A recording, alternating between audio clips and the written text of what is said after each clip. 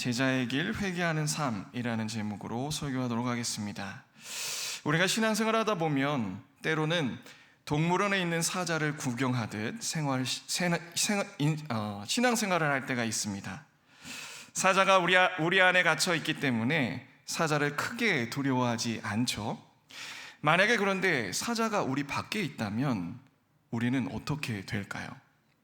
아마도 사자를 대하는 태도가 두려움으로 180도 바뀔 것입니다. 그런데 성경 말씀을 볼 때에도 우리는 때로 사자를 구경하듯 볼 때가 있습니다. 성경 말씀이 글이기 때문에, 또 아주 옛날 이야기이기 때문에 머리로만 그렇지, 그렇구나 이렇게 지적으로 동의할 뿐, 이 말씀을 내게 주어진 말씀으로 진지하게 고민하고 삶에 힘써 순종하고 적용하려 하지는 않을 때가 있는 것입니다.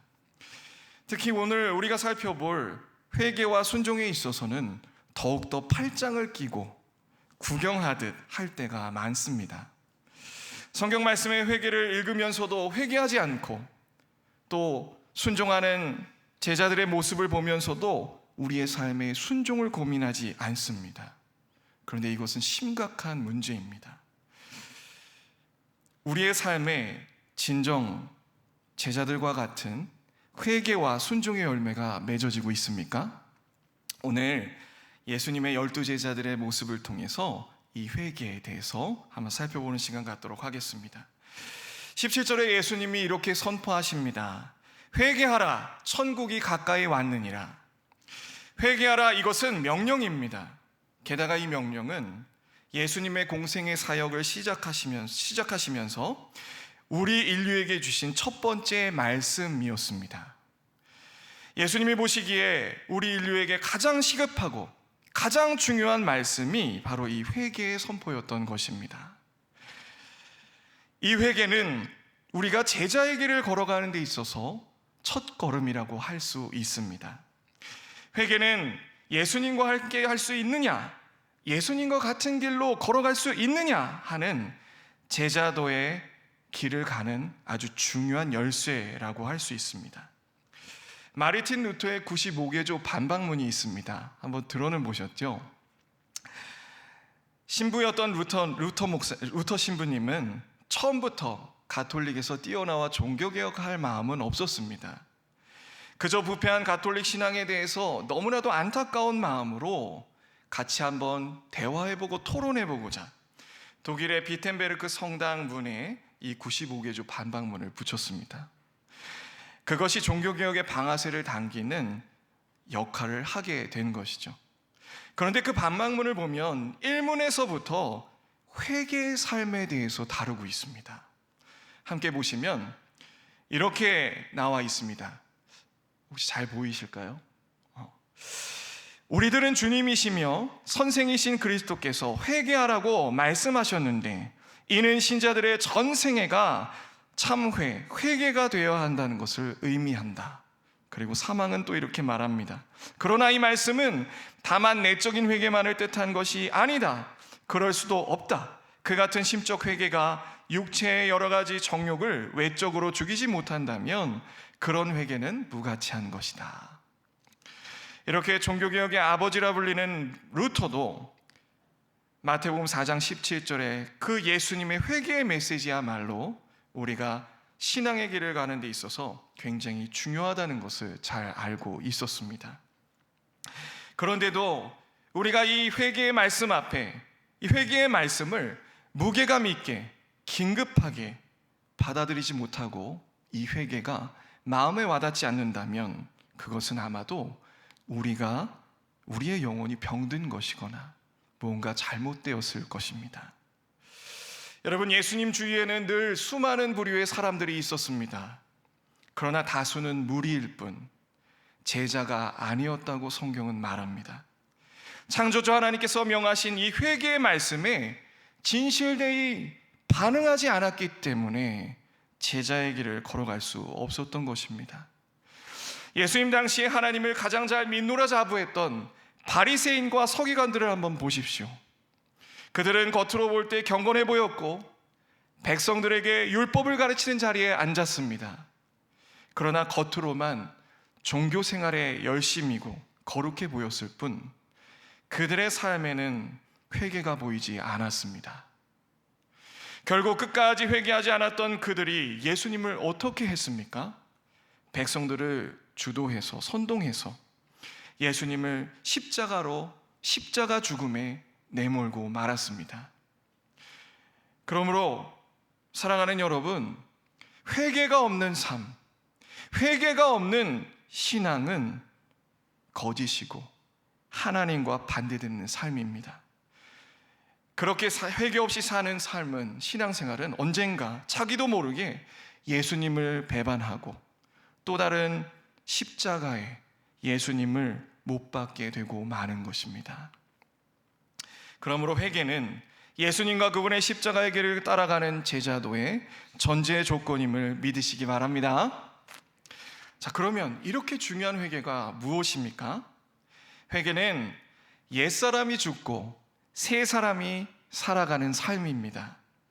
죄와 세상을 따라갔던 구원받기 전에 옛사람은 죽고 예수께 매어 그분을 따라가고 닮아가는 새 사람으로서 살아가게 되는 것이 회개의 삶입니다. 우리가 구원받을 때를 생각하면 하나님의 은혜로 예수님을 구원자로 믿게 되었습니다. 그리고 그 순간 성령의 은혜로 예수님과 연합되어서 우리는 그 2000년 전 십자가에 참여하게 되었습니다. 예수님의 십자가와 연합하여 내 옛사람이 죽었고 또 부활하신 예수님과 연합하여서 내 속에 예수 생명이 시작된 것입니다. 이미 우리 안에는 진짜 구원을 받았다면 사실 모두가 제자의 길을 걸어가길 시작한 것이죠. 그런데 이 회개의 원리는 한 번만으로 끝나는 것이 아니라 죽을 때까지 반복되고 계속되어져야 합니다. 주님의 십자가와 부활의 능력으로 회개의 삶이 계속해서 열매 맺고 하나님을 향하여 우리의 영혼을 살아나게 만드는 것입니다. 이 회개는 단지 죄만 죽이는 것만이 아니라 성령으로 인하여 예수님을 닮아가고 하나님 나라의 일을 순종하는 것까지 지향하는 대로 우리를 안내합니다. 그러니까 회개의 삶, 그 원리가 우리의 신앙생활에 이루어져야만 우리는 진실로 하나님 나라의 일을 감당할 수 있게 되는 것이죠. 그래서 오늘 본문을 보면 하나님은 회개하라, 천국이 가까이 왔다라고 먼저 선포하고 계시는 것입니다. 여러분, 오늘 본문을 보면 예수님의 이 부름을 받고 회개의 삶을 시작한 제자들이 소개됩니다. 이 12제자들은 하나님 나라, 그 왕국의 기초를 놓아야 할 사람들입니다. 그런데 예수님은요, 유능한 사람, 부유한 사람, 영향력 있고 유명한 어떤 정치인을 제자로 부르시지 않았습니다. 그 첫 제자, 12제자 말이죠. 오히려 평범한 어부들을 부르셨고 심지어 이스라엘 민족에게 매국노라 손가락질 당하는 세리를 제자로 부르셨습니다. 이건 의도적인 예수님의 선택이셨습니다. 구주를 따르고 하나님 나라의 일을 감당할 제자의 조건에 다른 것을 두지 않겠다. 그리고 회개를 두고 강조하시겠다는 주님의 의도적인 선택이었습니다. 회개하고 예수님을 구원자로 믿는 믿음이야말로 유일한 제자의 자격인 것입니다. 이제 앞서서 우리는 지금까지 회개가 무엇이고 회개를 강조하셨다는 것을 살펴보았습니다.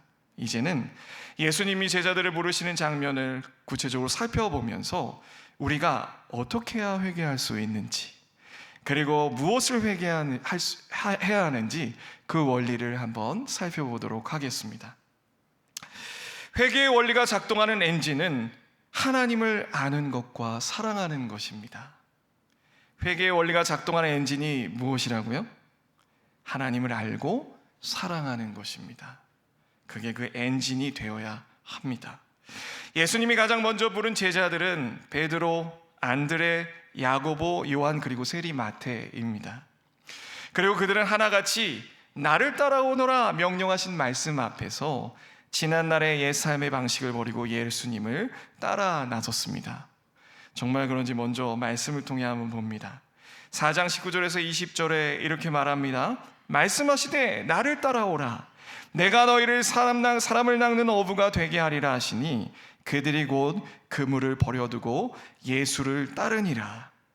지금 보면 예수님의 부르심 앞에 제자의 길을 시작하는 그들에게 있어서 나타난 두 가지 특징이 있습니다. 바로 버림과 따름입니다. 앞서서는 죽임과 살림이라고 말했습니다. 예수님과 연합하여. 근데 또 다른 말로 버림과 따름으로도 설명할 수 있습니다. 계속해서 제자들을 부를 때마다 이 특징이 등장합니다. 22절도 보면 그들이 곧 배와 아버지를 버려두고 예수를 따르니라. 또 9장 9절에 세리 마태를 부를 때에도 마태라 하는 사람이 세관에 앉아있는 것을 보시고 이르시되 나를 따르라 하시니 일어나 따르니라. 세관에서 그 세금을 걷는 직업을 버려두고 예수님을 따르는 일이 일어나고 있는 것이죠. 성경은 이것이 회개의 대표적인 모습이라고 소개하고 있습니다. 우리는 이 예수님의 제자로의 부르심에 반응하는 제자들의 모습을 깊이 생각해 봐야 합니다.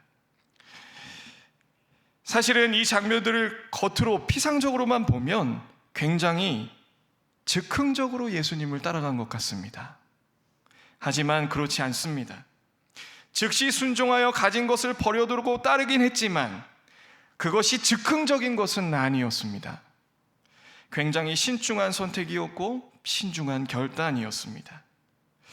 여기서 우리는 회개가 즉흥적이라기보다 과정이 있고 무게가 있고 주님과의 인격적인 만남이 반드시 있어야 함을 발견할 수 있습니다. 요한복음 1장에 보면 베드로의 동생 안드레는 예수님의 제자이기 이전에 요한의 제자였습니다. 그 요한으로부터 이미 그는 오실 메시아가 바로 예수님임을, 세상 죄를 지고 가는 하나님의 어린 양이로다 라는 말씀 등으로 배웠습니다. 그리고 그 예수님을 구원자로 먼저 믿게 되었습니다. 그리고 나서 그는 형인 베드로에게 달려가서 형, 내가 메시아를 만났어 라고 소개까지 하고 있습니다. 그러니까 즉흥적인 것이 아닌 거죠. 게다가 누가복음에 보면 베드로가 어떻게 예수님을 따라 나서게 되었는지 더욱 구체적으로 설명합니다. 어느 날 예수님이 게네사렛 호숫가에 있는 배들 중에 의도적으로 베드로에게 가서 베드로의 배를 빌려달라고 하셨습니다. 그런 후에 배에 올라가 모인 무리들에게 복음을 가르치시죠. 그러니까 베드로는 이미 동생을 통해서 이분이 메시아임을 알고 있었는데 거기에다가 말씀까지 듣고 아마도 마음의 감화를 받았을 것입니다. 그리고 주님이 그 말씀을 마치시고 베드로에게 명하십니다. 베드로야, 너 깊은 곳에 가서 그물을 한번 던져봐라. 아니 주님, 밤새도록 잡지 못했는데요. 하지만 당신이 말씀하셨으니 내가 그물을 내리겠습니다. 그물을 주님의 말씀에 순종하여 내리자 2배 가득 실을 정도로 잡게 되는 놀라운 기적을 경험하게 됩니다. 그 결과로 그들은 배와 그물을 버려두고 예수님을 따라 나설 수 있게 되었던 것입니다. 그러니까 이것은 무엇을 말하고 있습니까? 단지 그 회개의 삶으로 무언가를 죽이거나 버리고 새로운 삶, 주님을 따라가는 삶이 시작되는 것은 즉흥적으로 일어나는 것이 아닙니다. 여러 과정이 있고 삶의 정황 속에서 하나님의 말씀이 들려오고 주님의 도우심의 은혜가 있을 때 더욱더 이런 회개의 열매를 맺게 되는 줄 믿으시기 바랍니다. 그렇다고 우리가 뒷짐지고 넋놓고 있으라는 말은 아닙니다. 지난 금요철야 때 목사님이 말씀하셨다시피 하나님의 작정은 우리에게 감추어져 있는 것이기 때문에 누가 언제 어떻게 주님을 인격적으로 만나 회개를 이루게 될지 우리는 모릅니다. 그런데 이미 회개하라 라는 말씀은 명령으로 선포되고 있죠. 우리는 어떻게든 우리가 주님의 은혜를 의지해서 하나님 앞에 회개할 수 있도록 말씀도 보고 기도하며 우리의 죄들을 회개할 수 있도록 노력해야 하는 것입니다. 그런데 분명한 것은 다시 두 번째 대지를 얘기합니다.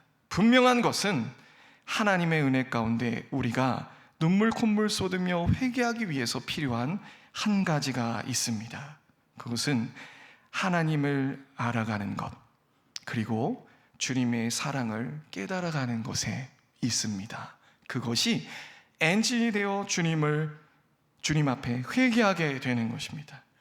베드로가 예수님을 만나 말씀을 듣고 물고기가 찢어지도록 잡히는 인격적인 만남의 사건을 통해서 베드로는 예수님의 매력에 풍덩 빠졌습니다.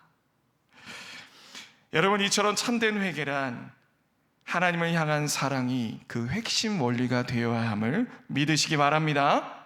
생각해보면 아무리 예수님이 사람을 낚는 어부가 되게 하리라 라고 놀라운 비전을 말씀하셨어도 그 제자들이 예수님이 어떤 분이신지 듣지 않고 또 그분에게 매료되지 않았다면 그분이 어떤 사람인 줄 알고 따라가겠습니까?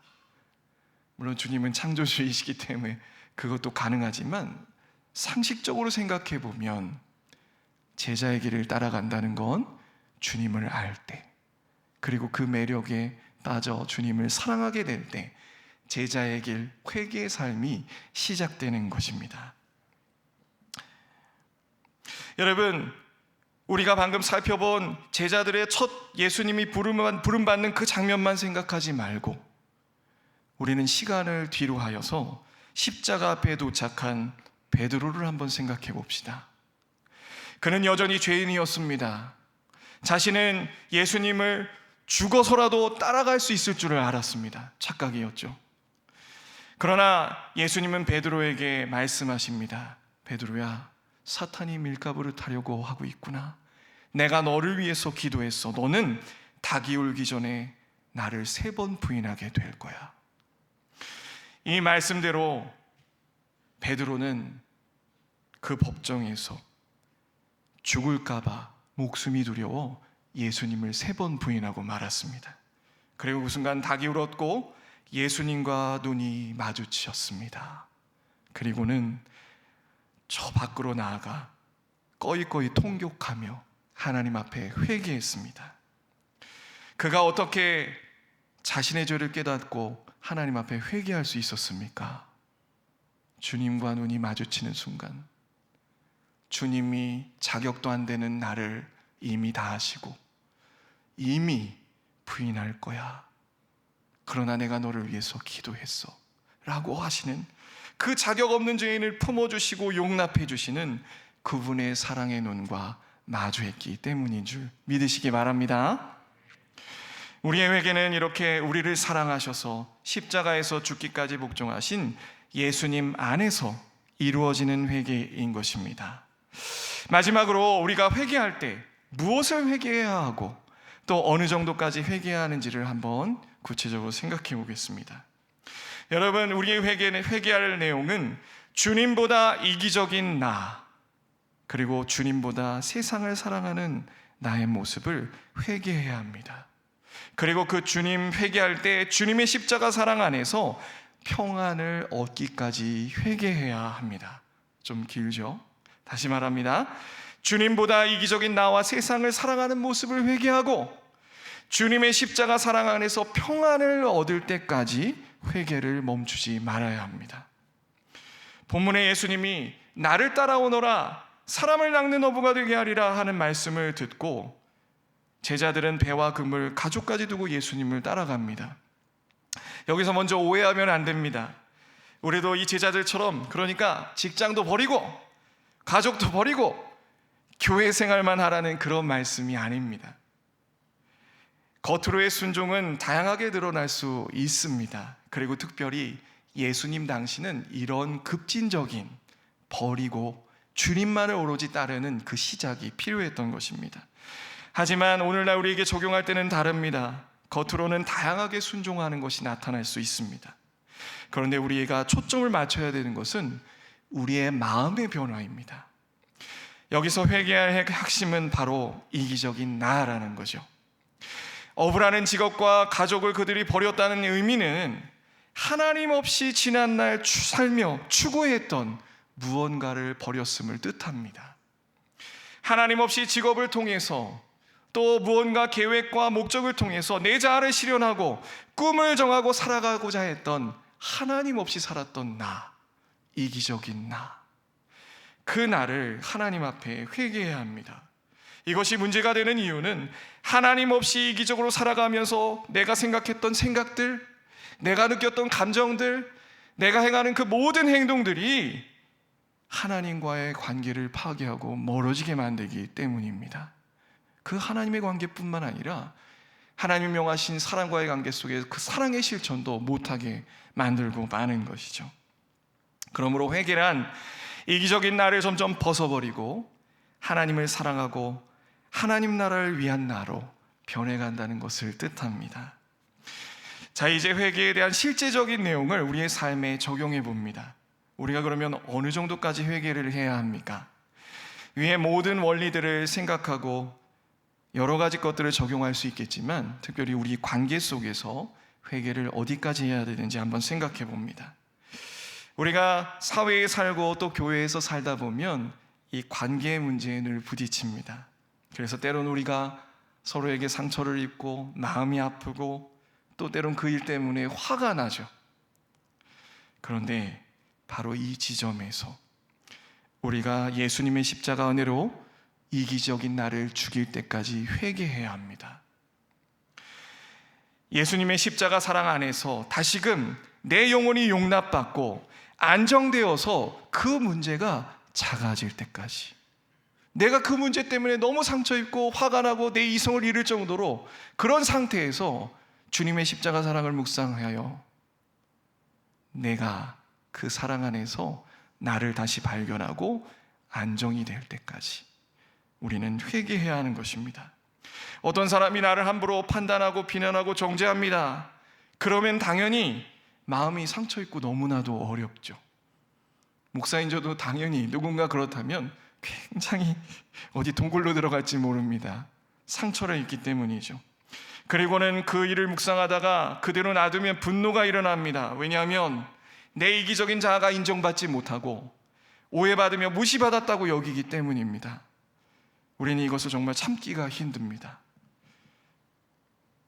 그런데 하나님의 말씀에 원수까지 사랑하라는 말씀이 있습니다.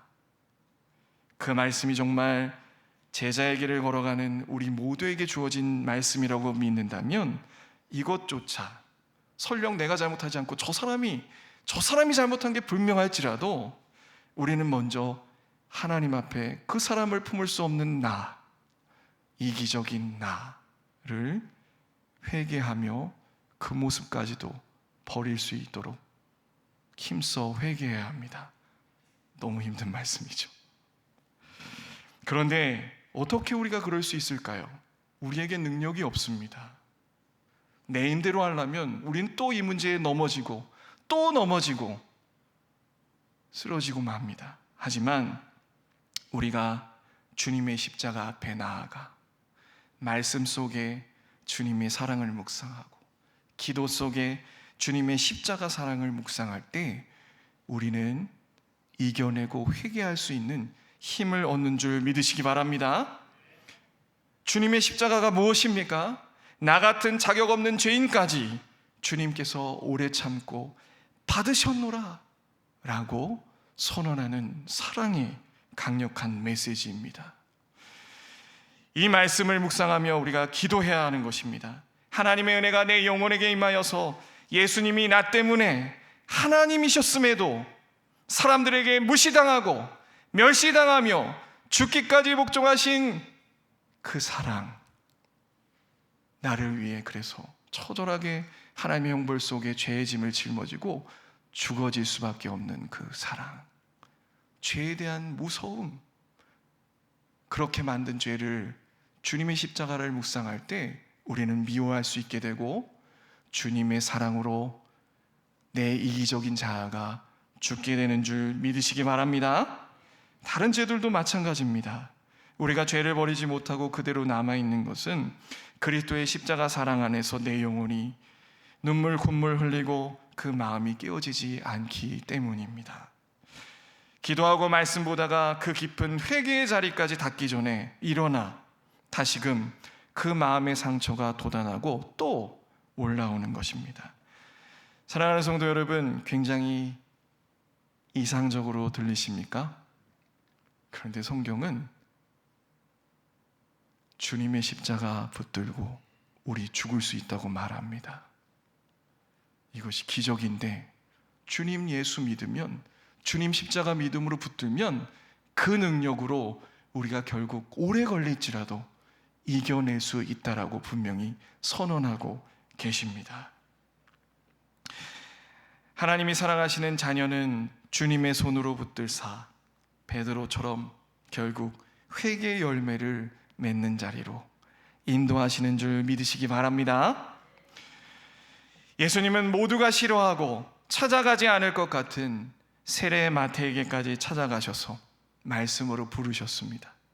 그리고 이 제자의 쉽지 않은 너무나도 좁은 길을 걸어가게 하십니다. 주 안에서 참된 회개를 경험한 사람은 바로 그 세리 이 마태였던 거죠. 마태복음을 쓴 바로 그 사람이 회개에 대해서 말해주고 있는 것입니다. 그리고 사실은 그 세리 마태가 주님의 십자가를 묵상할 때 누구입니까? 바로 이 자리에 서 있는 나, 앉아있는 나입니다. 그러므로 나 같은 죄인의 삶에 회개의 열매를 맺게 하시는 그 은혜에 감사하며 회개의 삶을 힘써 살아갈 뿐만 아니라, 우리 눈에 보일 때는 저 사람은 예수 못 믿을 것 같아, 회개하지 않을 것 같아 라고 보여지는 그 사람까지에게도 회개의 복음을 전하는 우리 모두가 되길 주님의 이름으로 소망합니다. 찬양하시겠습니다.